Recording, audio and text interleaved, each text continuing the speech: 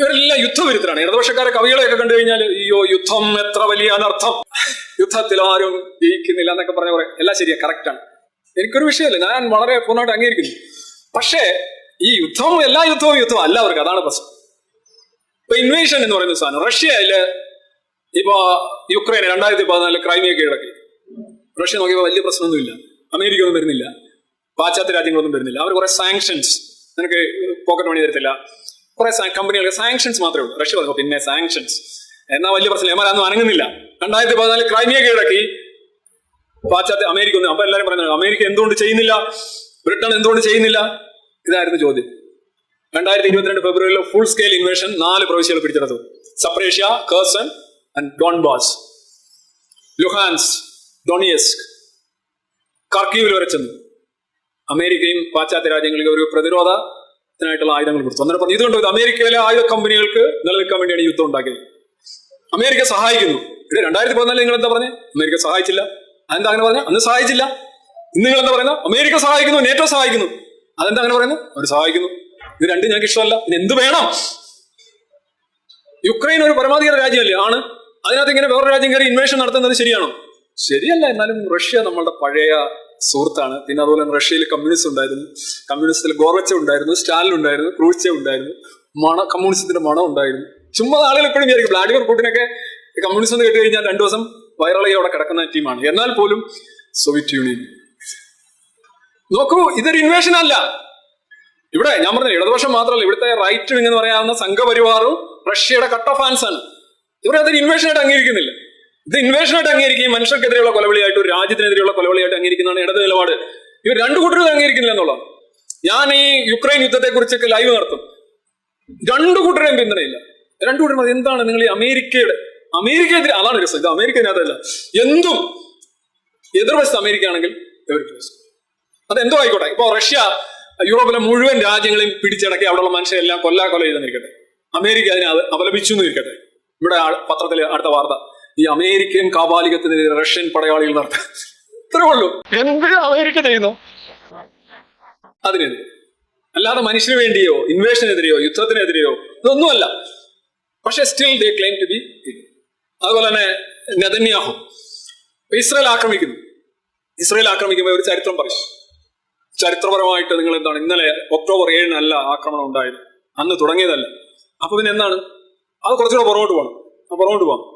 എത്ര വരെ പുറകോട്ട് പോകണം? അതൊരു 10-200 വർഷം, അല്ല കുറച്ചുകൂടെ പുറകോട്ട് പോയാലോ? അത് വേണ്ട. അവിടം വരെ പോയാൽ മതി. ഇവിടെ ഇങ്ങനെ പുറകോട്ട് പോകുമ്പോൾ അവിടെ ക്ലെയിം പിന്നെ വീണ്ടും ജൂതനാണ്. ഇങ്ങനെ പുറകോട്ട് ചരിത്രം കുഴിച്ചെടുക്കുക രീതി എന്ന് പറയുന്നത് തന്നെ വലതുവശ രീതിയാണ്. അങ്ങനെയാണ് ഈ അമ്പലങ്ങളുടെ അടിയിൽ പള്ളിക്കടിയിൽ വിഗ്രഹങ്ങൾ കണ്ടെത്തുന്ന രീതിയാണത്. നിങ്ങൾ ഇന്നത്തെ അവസ്ഥ പറയൂ. ഇന്നത്തെ അവസ്ഥ എന്തായിരുന്നു? ഒക്ടോബർ 7 ഇസ്രായേൽക്കാർ ഉറങ്ങുകയാണ്. രാവിലെ വന്ന് ഈ ഹമാസ് ടെററിസ്റ്റുകൾ, ഫ്രീഡം റേപ്പിസ്റ്റുകൾ, ഫ്രീഡം എന്താണ് അവരുടെ പേര്, കുറെ ഫ്രീഡം ഫൈറ്റേഴ്സ് എന്നാണ് അവരെ വിളിക്കുന്നത്, ഫ്രീഡം ബുച്ചേഴ്സ്. അവർ വന്ന് ഉറങ്ങിക്കിടക്കുന്ന മനുഷ്യരെ രാവിലെ എഴുന്നേറ്റ് കിടക്കയിൽ നിന്ന് തന്നെയാണ് കത്തിക്കരിച്ചും തലവെട്ടി വെടിവെച്ചും കൊല്ലുകയാണ്. 1400 പേരുടെ മരണം. ഒരു രാജ്യത്തേക്ക് ഒന്ന് ചെയ്യും. ആ രാജ്യം എന്ത് ചെയ്യണം? ഇന്ത്യയാണ് എന്ത് ചെയ്യും? പോട്ടെ റഷ്യയാണ് എന്ത് ചെയ്യും? അല്ല പോട്ടെ ചക്കര ചൈനയാണെങ്കിൽ എന്ത് ചെയ്യും? ഒരു രാജ്യം അങ്ങനെ ഗവൺമെന്റ് അവിടെ ജീവിക്കാൻ പറ്റും. ഇനി നെതന്യാഹു ലോകത്തെ ഭൂലോക ഡാഷാണെന്നിരിക്കട്ടെ, ഇസ്രായേല് ഓരോ വേഴ്സ്റ്റ് കൺട്രി ആണെന്നിരിക്കട്ടെ, ഇങ്ങനെ ഒരു രാജ്യത്ത് നിന്ന് സ്ത്രീകളെയും കുട്ടികളെയും എന്നിട്ട് 250 പേരെ പിടിച്ചോണ്ട് വന്ന് തോറാപാറ ഗുഹകളിലെ കണക്കുള്ള കുറെ ഡഞ്ചിയനിൽ കൊണ്ടുവന്നിട്ടിരിക്കുക. അവിടെ ഇനി എത്ര പേരുണ്ടെന്ന്, എത്ര പേര് ജീവിച്ചു. ഇപ്പോ ഹമാസിനോട് ഹോസ്റ്റേഴ്സിനെ തിരിച്ചു കൊടുക്കാൻ പറയുമ്പോൾ അവർ പറയണം ഹോസ്റ്റേഴ്സിനെ തിരിച്ചു തരാം, പക്ഷെ അവരെവിടാന്ന് ഞങ്ങൾക്ക് അറിയില്ല, ചത്തോ ജീവിച്ചോ എന്ന് അറിയില്ല. ആ ഒരു അവസ്ഥയാണ്.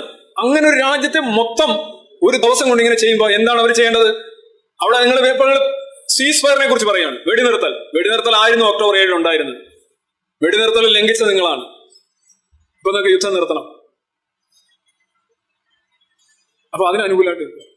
എന്നാൽ ഒരു വാക്ക് ഈ ഹമാസിനോട് പറയാം, ആ ഹോസ്റ്റേഴ്സിൽ നിന്ന് വിട്ടുകൊടുത്തൂടെ, ഇസ്രായേൽ യുദ്ധം നിർത്തും, നിങ്ങൾ ആ ഹോസ്റ്റേഴ്സിനെ വിട്ടുകൊടുക്കണം. പാർട്ടി കമ്മിറ്റി അത് അഭിപ്രായപ്പെട്ടു. ഈവൻ UN ആരും ആവശ്യപ്പെടുന്നില്ല.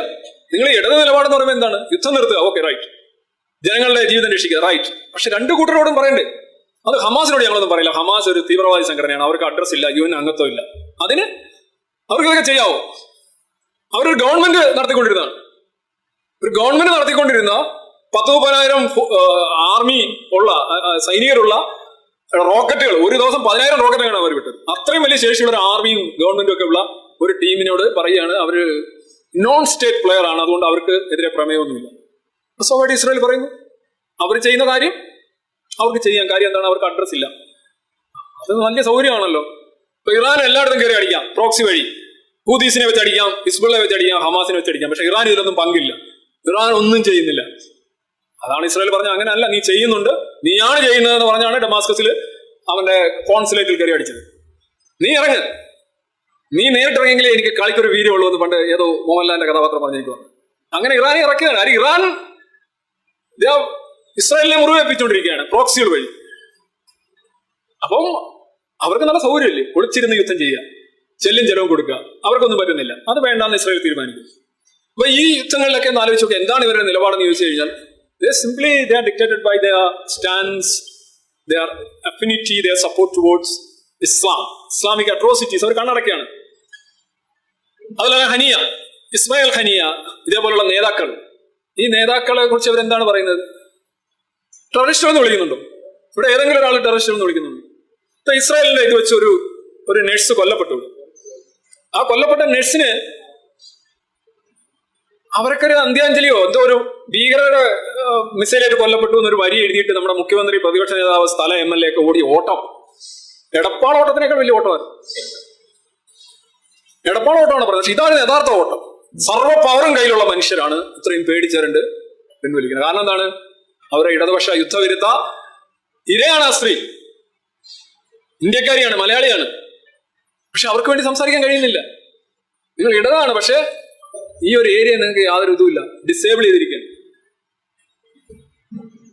ഇസ്മായിൽ ഹനിയെ കുറിച്ചൊക്കെ പറയുന്നത് ഇങ്ങനെയാണ്: പോരാളി, ടെററിസ്റ്റ് എന്നുള്ളൊരു ലക്ഷണമൊത്ത ടെററിസ്റ്റുകളാണ്. മനുഷ്യന്റെ അല്ലെ തന്നെ ഈ കൊച്ചു കുഞ്ഞുങ്ങളെയും സ്ത്രീകളെയൊക്കെ കൊണ്ടുവന്ന്, വൃദ്ധകളെയൊക്കെ കൊണ്ടുവന്ന് ഈ ഹൈജാക്ക് ചെയ്ത് വെച്ചിരിക്കുന്നു. ആ ഒറ്റ കാര്യം മാത്രം നോക്കിയാൽ മതി. ഇപ്പൊ ഇസ്രായേലിന് വേണമെങ്കിൽ കുറെ പേരെ പാലസ്തീനികളെ പിടിച്ചുകൊണ്ട് വന്ന് വെക്കാമല്ലോ. പ്രൊപ്പോർഷനേറ്റ് ആയിട്ടുള്ള തിരിച്ചടി അല്ലെന്ന് പറയുന്നത്.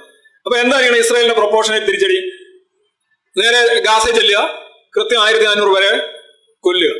കുട്ടികള്, സ്ത്രീകള്, കുറെ പേരെ റേപ്പ് ചെയ്യുക, കുറെ പേരെ തലവെട്ടി കൊല്ലുക. അല്ല, പണ്ടൊരു നേതാവ് പറയണം, കുറെ പേരെ വെട്ടിക്കൊല്ലുക, കുറെ പേരെ അടിച്ചു കൊല്ലുക, കുറെ പേരെ വെടിവെച്ച് കൊല്ലുക. എന്നിട്ട് കുറെ പേരെ പിടിച്ചുകൊണ്ട് വന്ന് ഇസ്രായേലിൽ ബന്ദികളായിട്ട് വെക്കുക. അപ്പൊ ഒരു ശല്യമില്ല. അങ്ങനെ ചെയ്യണോ ഇസ്രായേൽ? ഇസ്രായേൽ അങ്ങനെ ചെയ്യാൻ പറ്റില്ല. ഇസ്രായേൽ അങ്ങനെ ചെയ്യാൻ പറ്റില്ല. പക്ഷേ ഹമാസിന് അങ്ങനെ ചെയ്യാം.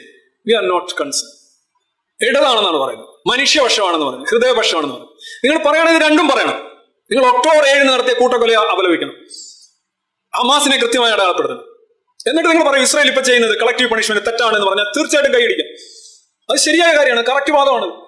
കാരണം ഈ ഗാസയിൽ ഒരു പൗരനെങ്കിലും ഇതിനെതിരെ നിൽക്കുന്നുവെങ്കിൽ അവന് മരണം അല്ലെങ്കിൽ അവനെ ശിക്ഷ അറിയിക്കുന്നില്ല. ആ വ്യക്തി ഇതൊരു കൂട്ടശിക്ഷയാണ്, കളക്റ്റീവ് പണിഷ്മെന്റ് ആണ്. ബോംബിടുമ്പോൾ മരിക്കുന്നത് ചിലപ്പം ഹമാസിനെതിരെ നിൽക്കുന്നവരും മരിക്കും, അനുകൂലമായിട്ട് നിൽക്കുന്നവരും മരിക്കും. സമ്മതിച്ചു. പക്ഷെ നിങ്ങൾ ഇതുകൂടെ പറയണം. ഇത് പറയില്ല. കാരണം എന്താണ്? ഇതിനകത്ത് റാവുത്തരുണ്ട്. റാവുത്തരുള്ളിടത്ത് നമ്മൾ മിണ്ടില്ല.